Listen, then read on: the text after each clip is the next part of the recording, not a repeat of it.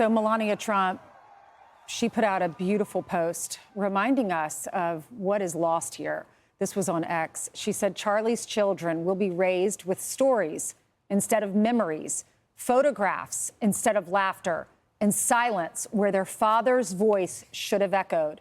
Charlie Kirk's life should serve as a symbolic reminder that compassionate awareness elevates family, love, and country. And you know that does, if you don't mind me just saying this, Lawrence, she also had, after the Butler assassination attempt, she wasn't talking about a president. He was talking about he's a father and a husband. So we almost lost a father. Like, she humanizes it with the family and not with titles. Because he was a human being. And I think that's what the First Lady, I think we look at these politicians, you put them on a pedestal, and these people, first of all, he wasn't even a politician. He was a dad trying to mobilize young people. And when you put it that way, these people have feelings. They have families. And you just robbed a young dad of those memories with his children. The Vice President of the United States, who was very close to Charlie Kirk, had this to say on X. When I became the VP nominee, something Charlie advocated for both in public and private, Charlie was there for me. I was so glad to be a part of the president's team, but candidly surprised by the effect it had on our family. Our kids, especially our oldest, struggled with the attention and the constant presence of protective detail. I felt this acute sense of guilt that I had conscripted my kids into this life without getting their permission. And Charlie was constantly calling and texting, checking on our family and offering guidance and prayer.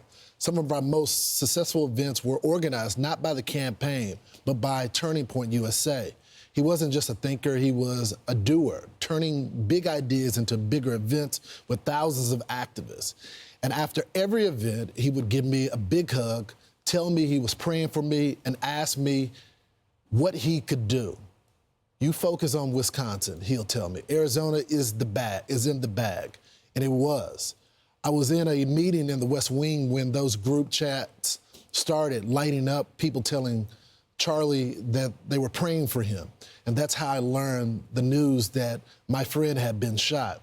I prayed a lot over the next hours as first good news and then bad trickled in. God didn't answer those prayers, and that's okay.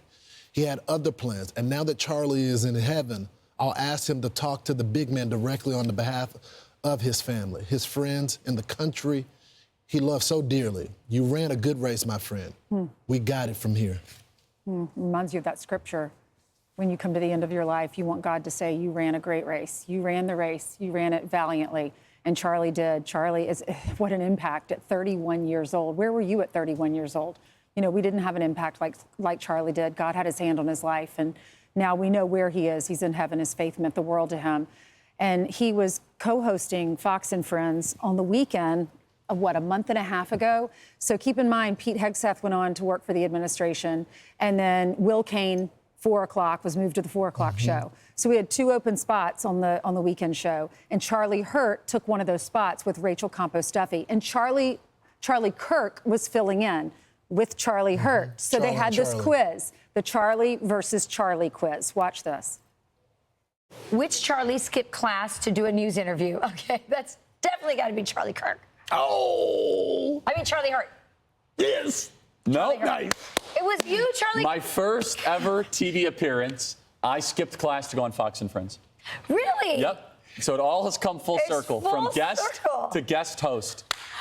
It was back when I was a senior in high school. It was all about launching the Students Against Cookie Inflation. You know, we were all about... Was it really about it was about like three or four different topics. People can go back in the archives and get it. How had they found you? We reached out. We were relentless. I was like, hey, hey, you were shilling yourself. Oh, 100%. Hey, you got to have hustle. You got to have grind. You do. You got to... You know what I'm seeing? You know why I'm getting all of these wrong? Because you two actually have so much in common.